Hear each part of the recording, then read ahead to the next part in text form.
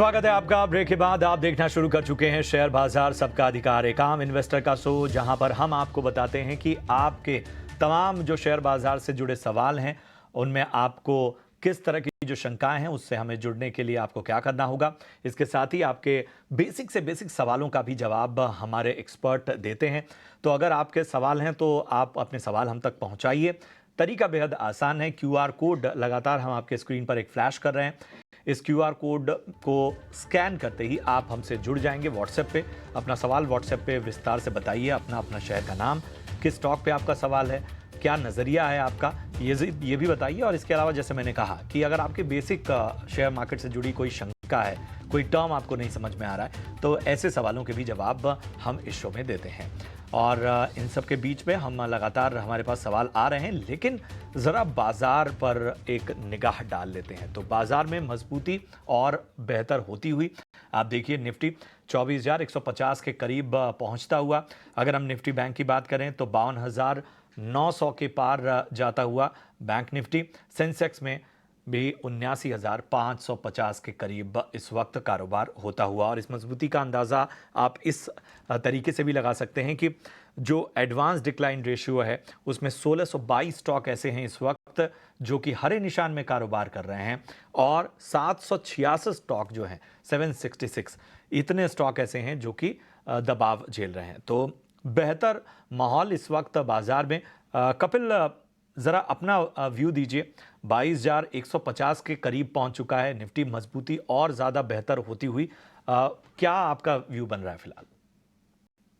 जी, basically market में तो काफ़ी पिछले ये हफ्ता जो रहा हुआ है, वो काफ़ी स्ट्रॉन्ग हफ्ता रहा है। मीन्स टेक्निकली हम उसको ना मारुबुजो कैंडल कहते हैं कि जहाँ पे इस वीक का जो लो था वही मीन्स जो ओपन था वही लो था, और अभी अपने एनुअल जो अपनी टॉप थे वहाँ पे ही चल रहा है। तो थ्रू आउट द वीक कौन सा भी ऐसा कुछ इंट्राडे में भी हमें एक सिग्निफिकेंट रिट्रेसमेंट देखने नहीं मिले। So that is a very strong candle. इस हफ्ते में ऑलमोस्ट 3% की अपसाइड मोमेंटम बनी हुई है।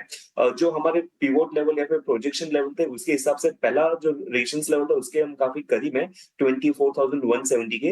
लेकिन जब भी आपका ट्रेंड पॉजिटिव में होता है तभी आपके रेजिस्टेंस काफी कमजोर होते हैं, और 24,170 के बाद में जो हम नेक्स्ट बेस्ट रेजिस्टेंस देखते हैं वो कहां तक आपके 24,400 के लेवल के यहाँ पे आता है। मार्केट का अंडरलाइन टोन जब तक 23,700 के ऊपर शॉर्ट टर्म में मार्केट सस्टेन करता है तो हम इसको एज अ पॉजिटिव ट्रेंड ही मान रहे हैं। तो ये है निफ्टी पर राय आपकी। लेकिन चलिए अब आगे बढ़ते हैं और दर्शकों के सवालों को शामिल करेंगे। रांची से हमारे साथ सत्यम शर्मा जी जुड़े हैं। सत्यम जी नमस्कार, सवाल पूछिए अपना। हाँ नमस्कार मैम। अब मैम मेरे पास BSE Bombay stock exchange share है। एवरेज मेरा प्राइस 375 है और 375 ही शेयर है मेरे पास। और एक JK इंटरप्राइजेज है, 1151 शेयर 58 एवरेज के प्राइस पे है। और एक जियो फाइनेंस हमारे पास है, JK इंटरप्राइजेज। ठीक है। और तीसरा स्टॉक जियो फाइनेंशियल्स आपने बताया, वो किस रेट पे लिया आपने? 1200 है, 211 है मैम। ठीक है, तो BSE और जियो फाइनेंशियल्स पे तो आपको अच्छा मुनाफा हो रहा है। JK इंटरप्राइजेस ये एक बार देख लेते हैं, ये शायद हमारे डेटाबेस में नहीं होगा, हम कवर नहीं करते इसको। चलिए इसको ट्रैक करने की कोशिश करते हैं क्योंकि मार्केट कैप भी काफ़ी छोटा है इसका, 885 करोड़ का है। देखना होगा कि हमारे डेटाबेस में है कि नहीं ये स्टॉक। लेकिन BSE लिमिटेड और जियो फाइनेंशियल्स पर आपको राय दे देते हैं। काफ़ी शानदार गेन हो रहा है आपको BSE में, तो उसके लिए तो पहले कॉन्ग्रेचुलेशंस आपको। और आपके जो दूसरा स्टॉक है जियो फाइनेंशियल्स, वहाँ पर भी आपको गेन हो रहा है अच्छा खासा। विवेक जी क्या सलाह देंगे? BSE जियो फाइनेंशियल्स बने रहे दोनों स्टॉक्स में?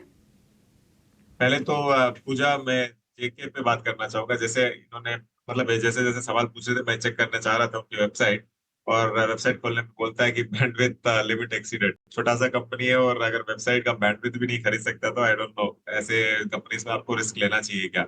और फंडामेंटली मैं ज्यादा नहीं जानता हूँ कंपनी के लिए, लेकिन वो बोलते हैं ना फेस वैल्यू पे। अब फेस वैल्यू इतना डिस्ट्रक्टिव हो गया मेरे लिए। दूसरी चीज देखिए, BSE एक मात्र लिस्टेड इक्विटी स्टॉक एक्सचेंज है बाजार में।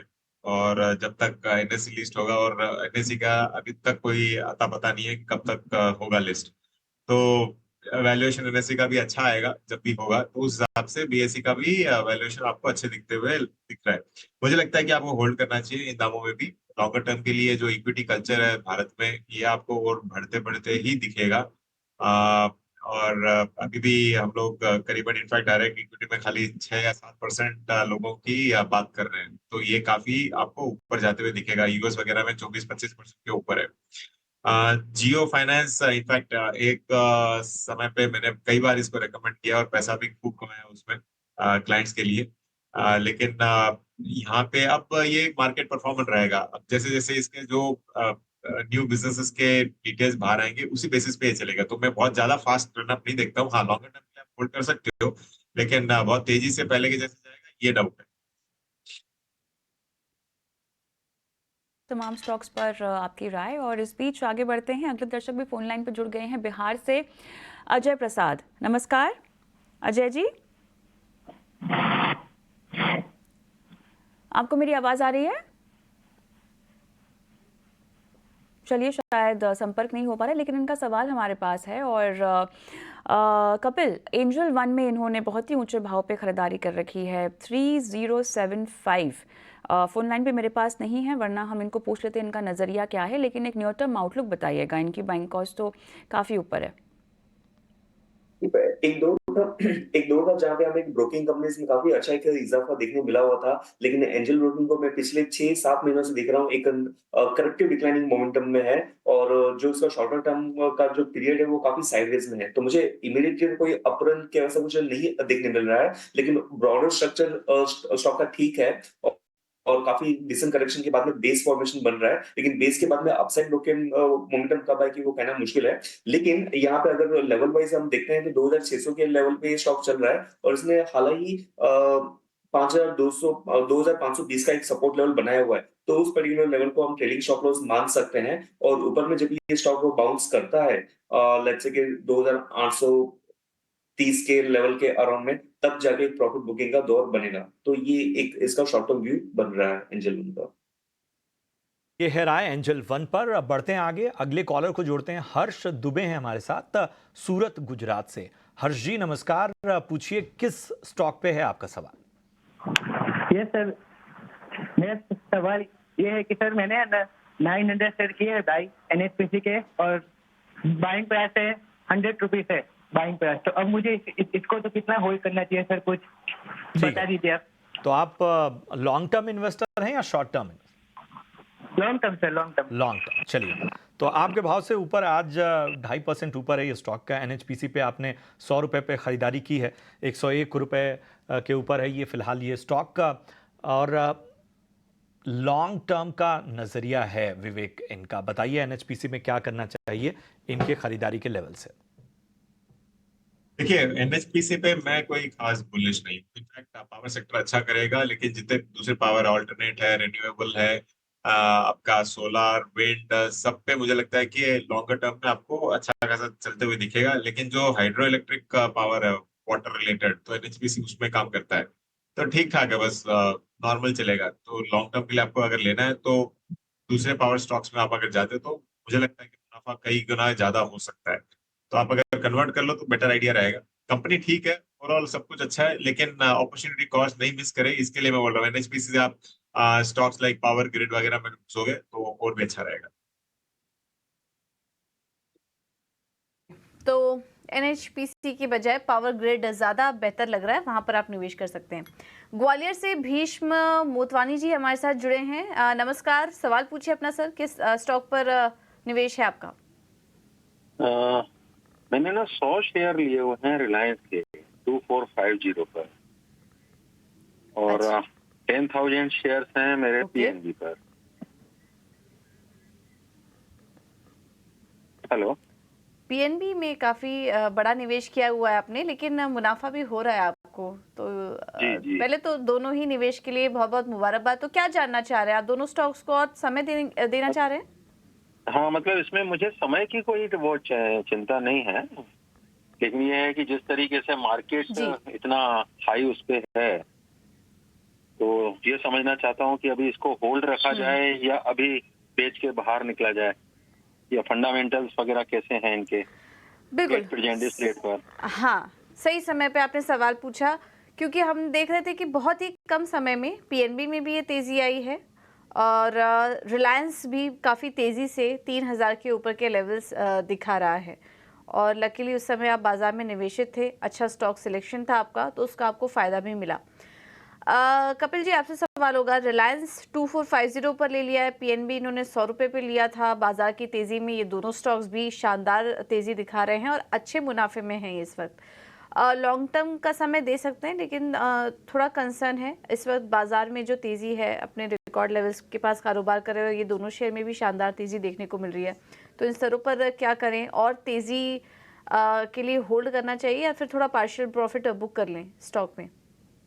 जी, सबसे पहले रिलायंस से हम स्टार्ट करते हैं। तो रिलायंस ने बेसिकली बैक टू बैक एक पॉजिटिव ब्रेकआउट हमें देखने मिले। पहला जो ब्रेकआउट था वो 1.5 से पौने 2 साल में इसने एक रेंज बनाई थी, जो 2600 के बाद में इसका हमें ब्रेकआउट देखने मिला था। उसके बाद में 4-5 महीनों से मार्केट ये स्टॉक काफी सुस्त रहा था और पिछले कुछ दिनों में हमें एक ब्रेकआउट देखने मिला हुआ है। तो यहाँ पे बुलिश कंटिन्यूएशन साइन बन रहा है। ऊपर में हमारे कुछ 3300 के अपसाइड मोमेंटम के पोटेंशियल भी दिखते हैं, जिस हिसाब से पैटर्न्स के टारगेट बनते हैं। तो रिलायंस में बेसिकली हमें होल्ड करना चाहिए फर्दर अपसाइड के लिए। और पीएनबी ने काफी मींस एक दौर था कि जहां पे पीएसयू बैंक्स काफी अच्छे चल रहे थे, प्राइवेट बैंक्स नहीं चल रहे। अभी थोड़ा सा हमें ट्विस्ट वहां पे देखने मिल रहा है कि प्राइवेट बैंक्स अभी फ्रंट सीट पे आ गए हैं और पीएनबी में हमें पीएनबी और काफी सारे दूसरी पीएसयू बैंक्स में थोड़ी सी साइडवेजनेस हमें देखने मिल रही है। स्टॉक प्राइस 123 के लेवल पे भी चल रहा है। अभी भी स्टॉक कंसोलिडेट कर रहा है, लेकिन हम इसका देख रहे हैं कि 115 जो एक मीडियम टर्म का एक लेवल बनता है, वो काफी क्रिटिकल लेवल है। इसके 115 के नीचे तो बेशक इस स्टॉक में नहीं रहना चाहिए, क्योंकि उसके बाद में स्टॉक का एक ऑफिशियल नेगेटिव ट्रेंड में आ सकता है। फिलहाल आज के दिन में थोड़ा सा हमें रिकवरी देखने मिल रही है और स्टॉक का रेंज बाउंडनेस देखते हुए मुझे लग रहा है कि थोड़े ऊपर के लेवल पे 124 पे है, 128 इसका इमीडिएट रेजिस्टेंस लेवल है। तो वहां पे एक बार प्रॉफिट बुकिंग के लिए, पार्शियल प्रॉफिट बुकिंग के लिए देख सकते हैं। इस बीच थोड़े से यूट्यूब के दर्शकों के भी सवाल शो में शामिल करते हैं। और पीयूष सिन्हा हमारे दर्शक हैं, विवेक, और मेरे ख्याल से इनको मेटल क्षेत्र में कुछ खरीदारी करनी है। तो फिलहाल कहाँ पर वैल्यूएशंस अट्रैक्टिव हैं और कहाँ बाइंग पोजीशन बनाई जा सकती है, क्या रिकमेंडेशन होगी? स्पेसिफिकली मेटल्स में ये कुछ खरीदारी करना चाहते हैं। देखिए, जब आप बाइंग पोजीशन बोलते हैं तो वो मेरे को मतलब ट्रेडिंग के घंटे ही लगती है दिमाग में। मैं इन्वेस्टमेंट करना चाहूंगा, और अगर मेटल आपको करना है तो मुझे लगता है कि स्टील अथॉरिटी यहाँ पे one of the cheapest stock है इस सेक्टर में। तो सही में आपको अगर मेटल में लेना है तो आई थिंक इसको लीजिए। आगे चल के जो वैल्यूएशन गैप है सेल और बाकी स्टील कंपनीज में, यहाँ पे आपको अगर कैचअप होते हुए दिखेगा तो सेल और भी अच्छा करेगा। तो लॉन्गर टर्म के लिए सेल ठीक है। लॉन्गर टर्म के लिए यहाँ पर आपको विशेष रणनीति विवेक जी की तरफ से मिलती हुई। चलिए कुछ और सवालों को शामिल करते हैं। सुमित हैं चंडीगढ़ से और ईज ट्रिप पर इनका सवाल है। ईजी ट्रिप पर इनका सवाल है, 2000 शेयर है इनके पास, लगभग 48 रुपए के आसपास इन्होंने खरीदारी की है। 2 से 3 महीने का इनका नजरिया। कपिल, ईजी ट्रिप पर राय दीजिए, 48 रुपए की इनकी खरीद है।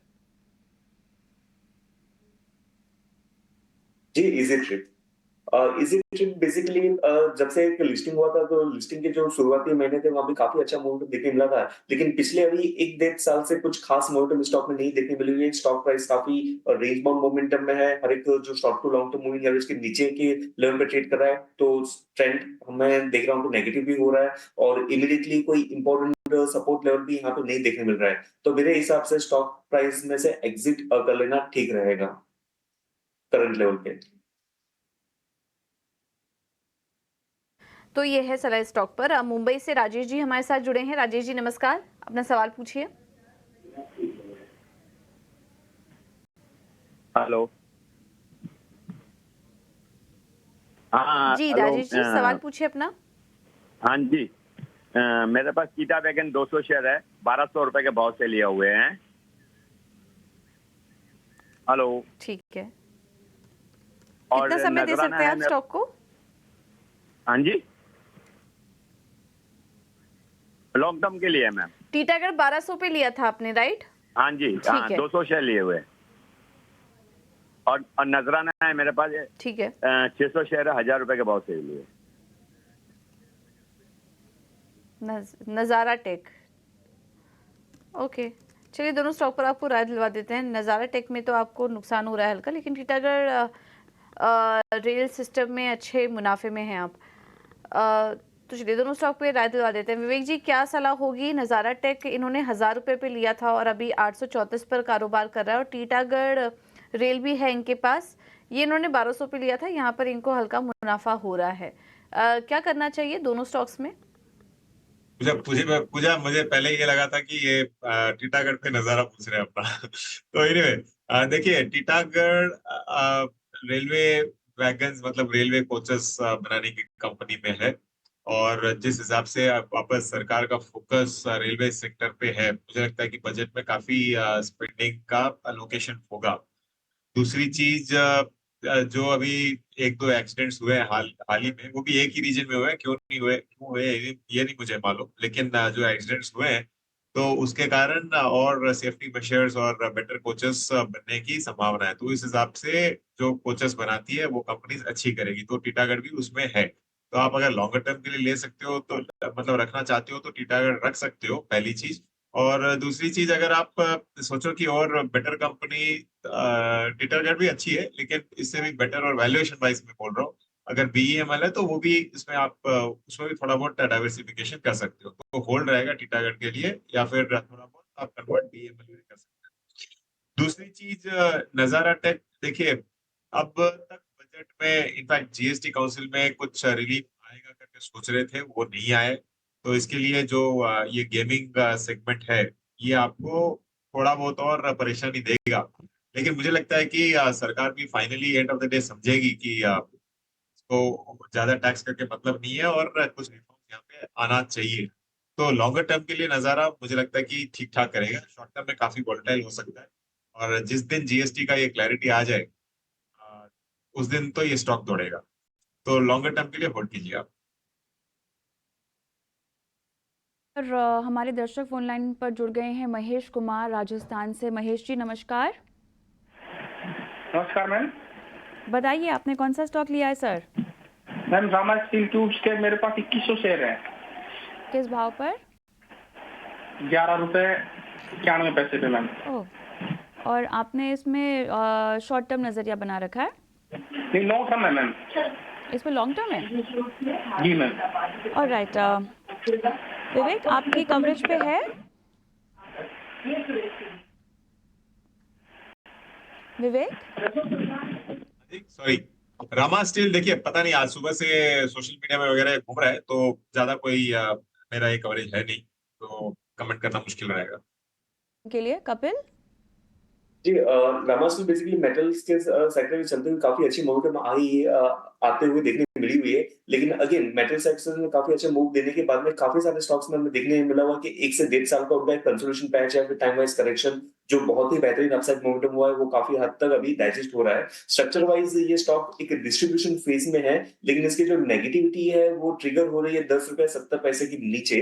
तो ऑलरेडी बाय किया हुआ है, स्ट्रक्चर अच्छा है, लेकिन टाइम वाइज करेक्शन से गुजर रहा है। तो मेरा व्यू रहेगा कि इमीडिएटली अपसाइड मोमेंटम यहाँ पे नहीं देखने मिल सकती है, लेकिन 10 रुपीज 70 पैसे के स्टॉप लॉस के साथ में स्टॉक में बने रहे, और ऊपर में जब भी पोजिशनली थोड़ा सा टाइम इस स्टॉक को देंगे तो हमें 13 रुपया 30 पैसे 40 पैसे तक की अपसाइड मोमेंटम देखने मिल सकती है। तो 10.7 के स्टॉप लॉस से होल्ड है नजरिया आपके स्टॉक पे। बढ़ते हैं आगे, पंकज हैं ऋषिकेश से। पंकज जी नमस्कार, पूछिए क्या जानना चाहते हैं? नमस्कार सर, मेरा क्वेश्चन था बीएलएस इंटरनेशनल और बीएलएस ई सर्विसेज को लेके। ठीक है। बीएलएस इंटरनेशनल मेरे पास करीबन 200 शेयर हैं, सॉरी 200 शेयर हैं, 115 की एवरेज है। ठीक है, बहुत बढ़िया। और लॉन्ग टर्म है, मेरा रवैया कम से कम 4 से 5 साल। और बीएलएस ई सर्विसेज मेरे को आईपीओ में लिस्ट हुए थे 108 शेयर, जो कि 128 की कॉस्ट पे हैं। ओके, ये बीएलएस ई सर्विस आपको आईपीओ के भाव पे लगे थे ना? जी, आईपीओ में लिस्ट हुए थे। ठीक है, ठीक है, ठीक है, ठीक है। दोनों में ही मुनाफा आपको होता हुआ फिलहाल तो, लेकिन लॉन्ग टर्म इन्वेस्टर हैं, जाहिर सी बात है कि इतना मुनाफा कमाने के बाद एक कंसर्न रहता है कि अब आगे क्या नज़रिया बनेगा। विवेक जी, मैं आपके पास आना चाहूँगा। सबसे पहले बीएलएस इंटरनेशनल पे राय दीजिए, और बीएलएस इंटरनेशनल पे अगर हम देखें तो अच्छे लेवल पे इन्होंने ख़रीदारी की। 115 रुपये इनका एवरेज प्राइस है। BLS ई सर्विस भी इनको IPO के भाव पे लगा था, तो यहाँ पर भी इनको अच्छा फ़ायदा होता हुआ। तो बताएं क्या करना चाहिए इन दोनों स्टॉक में? देखिए, पहले BLS ई सर्विसेज की बात करता हूं मैं। इनको फायदा हो रहा है, लेकिन स्टॉक 400 भी गया था और उसके बाद में आप देखो कि एक लगातार स्लिप डाउन ही हो रहा है ये। तो मेरी तो ये सलाह रहेगी कि जो प्रॉफिट है आपके पास वो आपको एक बार लेके जाना चाहिए। देखिए, इस बाजार में ऐसा है कि वैल्यूएशन बहुत ज्यादा रहता है, तो आपको करेक्शंस भी देखने को मिलेगा स्टॉक्स में। और इतने करेक्शन के बावजूद BLS ई सर्विसेज करीबन 75-80 पी के बीच में अगर चल रहा है, तो काफी स्ट्रेच लग रहा है वैल्यूएशन।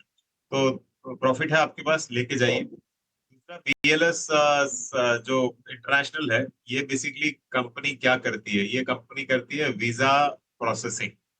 और तो आपको मालूम है, अगर हमको कहीं भी विदेश जाना है तो हम लोग वीजा के लिए अप्लाई करते हैं। VLS करके बहुत इंटरनेशनल एक बड़ी कंपनी है, VFS सॉरी, तो उसके कंपटीशन में है BLS। अब यहाँ पे मुझे नहीं लगता है कि आपको रहना चाहिए। क्यों? ज्यादातर जो देश है आज के दिन, आपको वीजा ऑन अराइवल या फिर ऑनलाइन सर्विसेज वीजा में बहुत ज्यादा जा रहे हैं। जैसे म्यूचुअल फंड में डू इट योरसेल्फ आ गया था, डायरेक्ट प्लान्स आए थे, तो वैसे ही वीजा सेक्टर में भी वैसे ही हो रहा है। तो कुछ सेक्टर है, जैसे लंदन हुआ, आई मीन UK या फिर US है, वहां पे आपको दिक्कतें होती है, तब लोग सर्विसेज लेते हैं। तो लॉन्गर टर्म मुझे नहीं लगता कि बहुत स्ट्रांग है ये। ठीक है, तो ये है सलाह BLS इंटरनेशनल पर आपके लिए। जयपुर से सरजीत शेखावत जी ने सवाल भेजा है और इनका सवाल व्हाट्सएप पर आया है। इनके पास एग्जिगो है और इन्होंने 500 शेयर्स 190 पर खरीद लिए हैं। तो थोड़ा ऊपरी लेवल पर एंट्री की, क्योंकि लिस्टिंग तो इसकी अभी हाल ही में हुई है कंपनी की, लेकिन इन्होंने शायद एंट्री थोड़ा ऊपरी लेवल पर कर ली है, इस वजह से नुकसान में है, क्योंकि लिस्टिंग इन तो काफ़ी अच्छा हुआ था। जैसा कि हम देख पा रहे हैं कि 93 था कंपनी का इशू प्राइस और लिस्ट हुआ था 138 पर। थोड़ा तेज़ी भी आई, 45% प्रीमियम पर ये स्टॉक लिस्ट हुआ। लेकिन आज उसके बाद हम देख रहे हैं कि थोड़ा करेक्शन आया है स्टॉक में। विवेक जी, क्या सलाह होगी आपकी? एग्जिको पर काफ़ी भारी नुकसान उठा रहे हैं, ये ऊपरी लेवल पर एंट्री लेके क्या करना चाहिए? तो देखिए, एक बार का प्रॉफिट बुक करना चाहिए। सेक्टर अच्छा है लॉन्गर टर्म के लिए, और ऐसे डिस्क्लोजर थोड़ा बहुत थॉमस कुक है मेरे पास, बहुत लो लेवल्स कोविड में लिया था, वो वाले लेवल्स पे। तो लॉन्गर टर्म में travel industry is going to do very well, ये बहुत क्लियर है। अब इन वैल्यूएशंस पे ये होल्ड करना, ये आपने ऊपरी दामों में ले लिया है, तो एक काम करिए, मतलब लॉस बुक करके मतलब नहीं है। और अगर नीचे जाता है 10-20%, तो आप वहां पे एवरेज कर सकते हैं, वो बेटर स्ट्रेटेजी रहेगी। तो नुकसान में मत निकलिए, थोड़ा और नीचे आ जाए तो एवरेज कर लीजिए स्टॉक को। और लॉन्ग टर्म प्रोस्पेक्ट अच्छा लग रहा है, कंपनी ट्रैवल स्पेस में है, ट्रैवल थीम चल भी रही है इस वक्त, तो नज़र रख सकते हैं स्टॉक पे। थोड़ा और नीचे आए तो नुकसान थोड़ा अपना कम करने के लिए एवरेज कर सकते हैं। चलिए, फिलहाल समय की कमी है, इतने ही सवालों को हम शामिल कर पाएंगे। विवेक जी, कपिल जी, आप दोनों का धन्यवाद। जाने से पहले आप दोनों से डिस्क्लोजर लेंगे। कपिल जी, आपकी तरफ से कोई डिस्क्लोजर? जी, जितने भी स्टॉक पर डिस्कस हुए हैं वो मेरे पर्सनल होल्डिंग में नहीं है, लेकिन क्लाइंट के साथ डिस्कशन हो सकता है उनका, तो उनके पोजीशंस में भी हो सकते हैं। और बिफोर द इन्वेस्टमेंट आप अपने फाइनेंशियल सलाहकार से जरूर से सलाह मशवरा कर लें। बिल्कुल। और विवेक जी, आपकी तरफ से कोई डिस्क्लोजर? तो पूजा, जब स्टॉक का नाम लिया उसी समय मैंने डिस्क्लोजर्स दे दिए सेफ्टी के लिए, ताकि एक ब्लैंकेट डिस्क्लोजर नहीं की जरूरत पड़े। ठीक है, तो आप दोनों का ही बहुत बहुत धन्यवाद आज अपना कीमती समय हमें देने के लिए और दर्शकों की मदद करने के लिए उनके सवालों पर। तो फिलहाल मुझे, कविता और प्रशांत को दीजिए इजाजत।